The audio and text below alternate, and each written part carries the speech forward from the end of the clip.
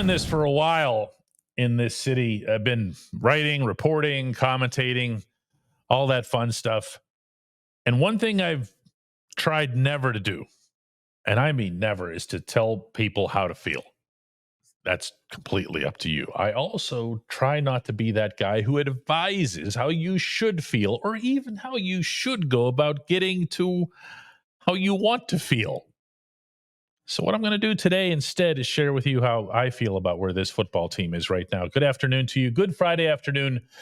I'm Dejan Kovacevic of DK Pittsburgh Sports. This is the new Double Shot Show. It comes your way every weekday afternoon. Steelers versus Bengals is next weekend, so you at least get this weekend, well, to feel however it is that you want.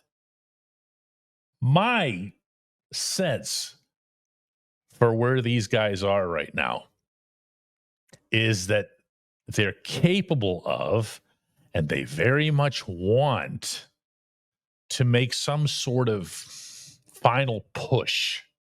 They want to make some sort of recovery from what happened in these past 3 games. They want there to be almost like a clean slate heading into the playoffs. Now, there's no way to achieve that without beating the Bengals. I don't even care if it's a terrible performance. They have to end up with more points than Cincinnati, or the entire thing is just a complete waste, okay? There's not going to be any such thing as, yeah, but it was a good loss. They have to do that. They're obviously capable of doing that. Yeah, Joe Burrow is over there and whatever else. It's also the world's worst defense. Home game, figure it out. Figure it out. You have to start clean. You have to not just be in the Bengals game, but also carry yourself like the team that was 10-3 and that felt like it could beat anybody, and that had, in fact, to be fair, beaten a couple of quality opponents along the way. They have to operate with that confidence. They have to operate with that camaraderie. And saying it yet again, they have to win that game. There's no such thing as going into the playoffs on a 4-game slide and having things go well after that. It just doesn't happen. And if that were to occur, and if some issues that have been kind of nagging with, schematics, personnel, usage, if those get addressed, and I mean emphatically addressed, not addressed for show, not addressed to make it look like, we're actually open to change when we're secretly not. If you're getting behind Jaylen Warren, get behind him. Stop tiptoeing about it. Make it really clear. Don't worry about Najee Harris's feelings. He's not even going to be back next year in all likelihood. Don't worry about anybody's individual feelings. Get the things done that you need to get done. Show everybody. Make it a point of pride that you're executing these changes that Mike Tomlin hinted at a couple of days ago. Be that team that attempts to, instead of saying, well, we just need to get back to who we were, whatever. No. Don't just talk about it. Don't say, well, we need to, execute. We need to execute the plan better. Even if you do need to execute the plan better, and I'm sure that's the case of pretty much almost everything, make it clear that other stuff was in on it too. It's not that important that you were right all along as a coaching staff. It's just not. What does matter is getting this team to just find some great big plunger button and push it and start all over. When we come back, I'll be joined by Chris Halleck. At DK Pittsburgh Sports, we take pride in coverage that connects our city's fans to their favorite teams. Now, that connection's stronger than ever. Introducing our all-new state-of-the-art app. Find expert inside reporting and original podcasts. Check live box scores. Track the latest stats. Chat it up with our community of thousands of fans, all in one place. The new app from DK Pittsburgh Sports. Coverage that connects.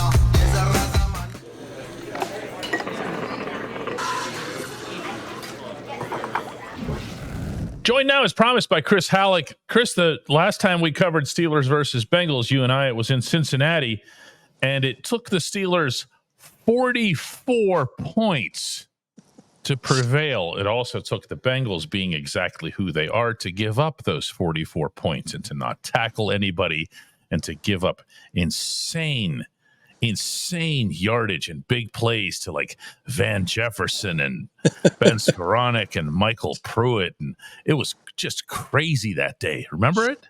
Yeah, it was an interesting day. It was a kind of a more surprisingly cold day than the temperature. I think was in the 30s, but it felt like I remember going into the locker room after that game and everyone was like, man, it was cold out there.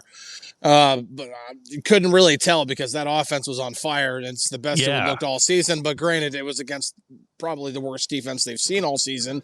But still, you got there's no qualifiers to that. That was so bad on the Cincinnati end. And I understand you're facing Joe Burrow and Jamar Chase and T. Higgins and everybody, but at the same time, you're also facing those guys. Now, the catch here is that the Steelers' offense wasn't declining, wasn't gradually regressing the way we're seeing now. To me, it feels like it would still take some sort of quantum leap for the Steelers to get back up to that level of efficiency, regardless of the opponent. Yeah, they've. I mean, we talk, all so much over the last couple of days about how much the defense needs to clean things up, but the offense needs to clean things up too. They've, granted, against the Ravens and against the Chiefs, they got more efficient on the ground, and that's good. But they've got to figure out a way to get more efficient early on and get out to a head start. And hey, how about an opening drive touchdown? They haven't had one all season, and I don't think they've tried to have one, Chris. Yeah. I mean, and pardon the sidebar here. Yeah. If you're turning around and just handing the ball to Najee twice on 1st and 2nd down and then trying to connect with Van Jefferson on 3rd and 8, that's not even trying. That's just setting yourself up to begin, pummeling those guys. So we'll get them in the 4th quarter. That would be a welcome development. Yeah, but the one thing that we did see with this offense when they did play the Bengals last time was that they came out throwing. And they had a good game plan against what the Bengals did, in terms of their coverages. And they attacked them. And if it weren't for that obvious, pick 6 right away on that first series, it looked like they were about to go down and score that opening drive touchdown that they wanted because they were moving the ball pretty well. And then when they got the ball right back, they did just go down and scored a touchdown pretty easily. This is a good defense to try to get that mojo back. And by the way, it's also coming off of a mini bye. And well, the last time they played the Bengals was also off of a mini bye. And Mike Tomlin's teams, for better or for worse, typically play well. I think they're 14-6 in these type of games. And so, man, if there's a time to clean things up, it's now. Well, it's the only time to clean things up. You're not going to clean things up in the playoffs, regardless of what your matchup is or where it is. I feel like that having Cincinnati in this situation in a way is a perfect thing because it's a team that you should beat, regardless of where you are or how the last 3 games have gone. And at the same time, it's not one that anybody would reasonably disrespect going in. You're not taking them lightly because, well, A, they're in the division, and B, Burrow and those guys. Okay. Yeah. So you're just not, there's no way you're going to say, oh yeah, Bengals. It's impossible. Okay. Yeah. So that's a good thing. The other thing is you could build up some confidence again. You could build it up offensively by scoring against the world's worst defense. And you could build it up defensively by having an even decent showing against Burrow and those guys. For example, Jamar Chase comes away with, I think it was like 70 yards in the last meeting. And the week before he had 244. Yeah. And, where was that, in Denver? No, I think it was Denver. Yeah. It was somewhere, but he had a zillion yards, right? Yeah. And then the Steelers kind of, well, they're going to get some guys back. You would figure the Steelers will. Joey Porter will be back, you would think. Mm-hmm. You're going to have, I think there's a chance that it could be a reset button for the Steelers. Okay. I'm not sitting here predicting it. I'm not sitting here, forecasting it or hoping for it or whatever else. I'm just saying that I think there's a possibility that it could serve that, where they could just say, all right, we got that taste out of our mouth. Now we're ready for the playoffs. We're just another playoff team. Yeah, and I think they need to have that mindset no matter what happens with the Bengals playoff situation or playoff hopes in week 17, because that they could be playing for nothing in this season finale.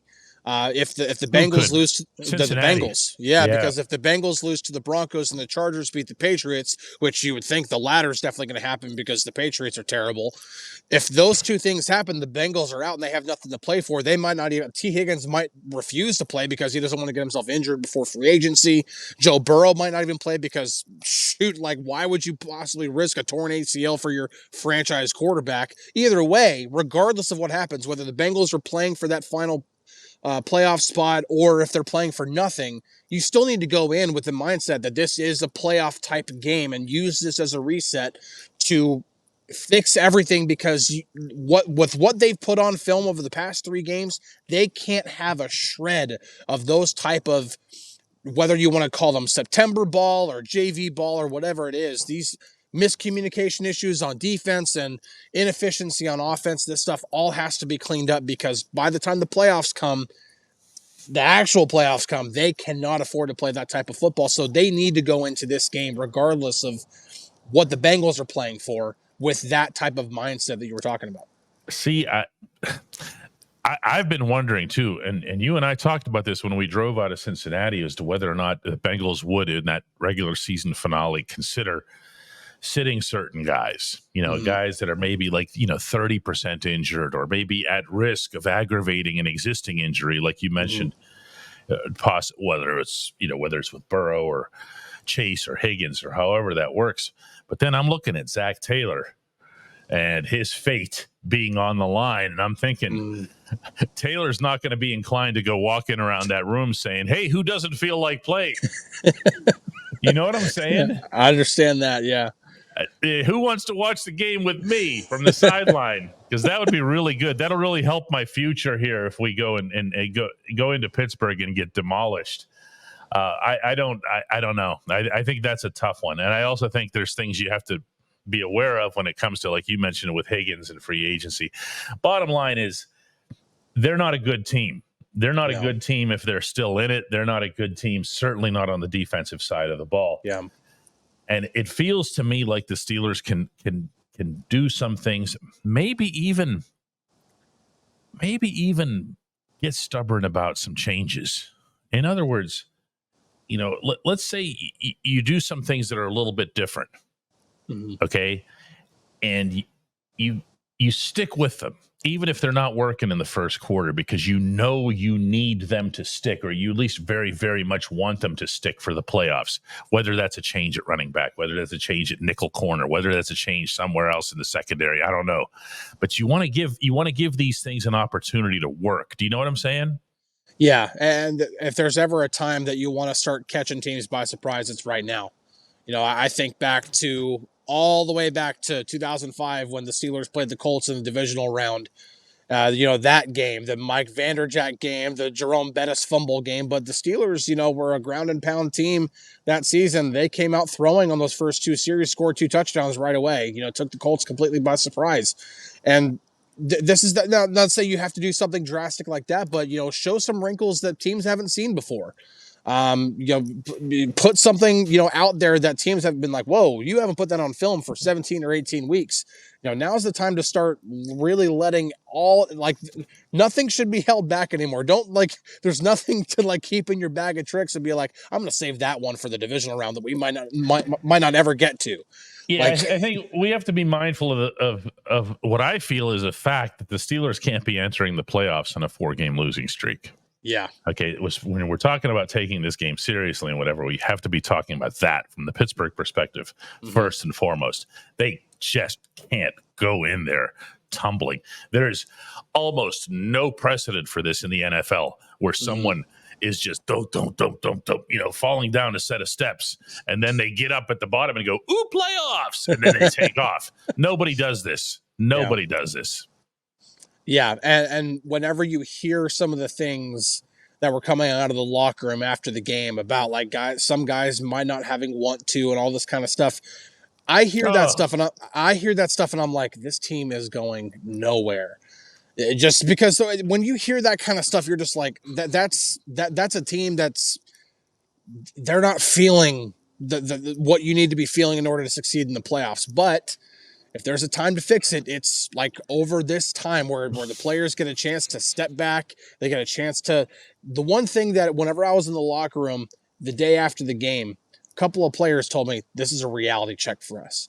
Like, this is a time, like, this is the reality check. This is the hand we've been dealt based off of what we've actually done. Now, what are we going to do about it?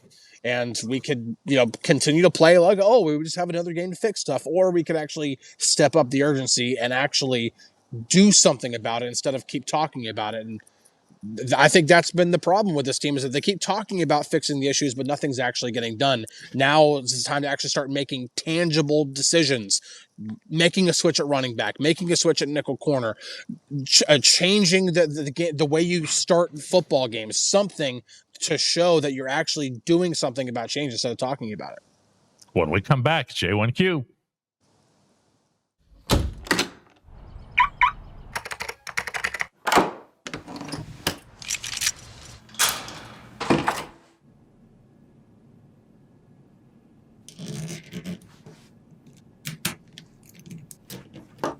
Safety is a habit. Gun safety and responsible storage are no different. Help prevent gun accidents, misuse, and theft. Keep firearms safe and secure when not in use. For safe storage options, visit projectchildsafe.org.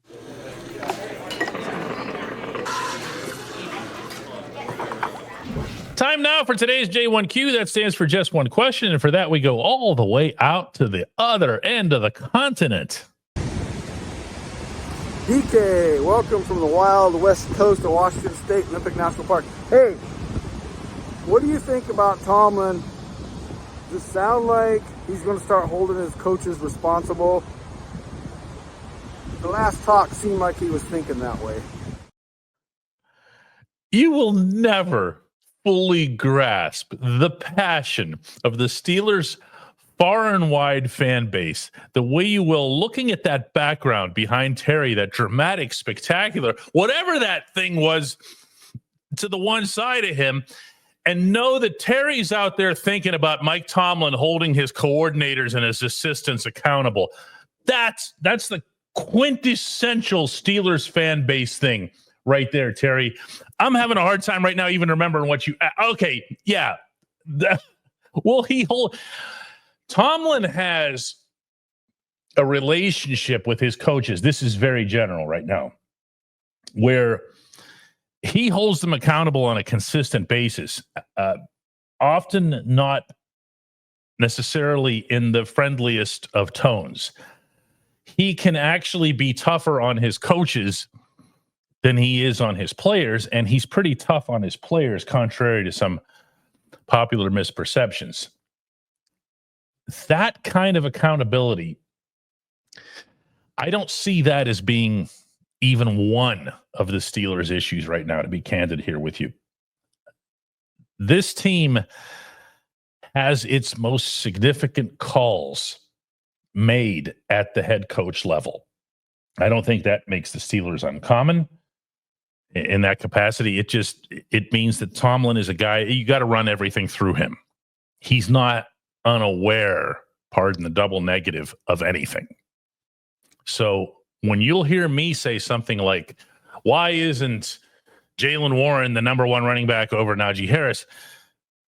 You could easily counter, well, hang on a second. Arthur Smith's a coordinator. He's the one that's no. For the overarching stuff like that, it's going through Tomlin. Tomlin's the one sitting there saying Najee's our bell cow or whatever.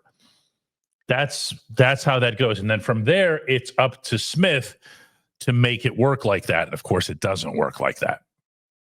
So I try to make as clear as, at least as what's possible, to what extent the coaches do their thing and the head coach does his thing. The guy who needs to get held accountable here is the head coach. Now, people hear that and they go, ooh, fire him. It's not necessarily what I'm talking about here. I mean that the head coach, I think, has to look in the mirror and ask himself, why did I do this? Or why did I not do this? Or am I sticking too hard to this? Or who is it that my defensive players keep talking about? Who is that guy? Who is that guy? And what, if anything, can I do about it as the head coach? Oh, right. Only everything. That's what I'm talking about. Sometimes, and I've heard this on multiple occasions, he'll delegate, maybe be a little bit guilty of over delegating, as in, you fix this, it's your problem. I think he's been known to do that with the wide receiver room, just because it doesn't necessarily want to have to deal with the headache that is the modern NFL wide receiver. And that's why he brought Zach Azzani in this year, incidentally, because he didn't like the way that room was being operated for years, at least not going back to the late Darryl Drake. He has to take charge here. He, more than anybody in the organization right now, has to take charge. All ideas have to be considered good ideas, not just in talk, but in terms of execution, in terms of implementation, in terms of, all right, we got a couple extra days to prepare for this opponent. What are we going to do here? What are we going to do? Is it really better for Jaylen Warren to be the RB1? It is? Okay, then that's what we're doing. We're not going to apologize for it. We're not going to apologize for it. We're not going to try to avoid the subject. Just going to say it like it is. Any changes that have to be made, he talked about them, and he's done that in the past. He's talked about making changes, whatever, and then he's gone into the next game with the exact same thing. Can't do that this time. Can't do that this time. I'm not about to get dramatic or dire here as it relates to his future. He's still Mike Tomlin. He's still held in the highest regard by the Rooney family, by Art Rooney specifically, and he's not about to go anywhere. And anybody who tries to drum up anything to the contrary is going to end up looking stupid. But he really could use, a season that looks and feels a lot different than the other ones in the recent past. And right now, this one's got really close to the same rhythm. I appreciate you reaching out to me from that perilous spot that you found there, Terry. I appreciate everybody checking out the Double Shot Show all week long. We'll be back with another one of these on Monday. It'll be Bengals week.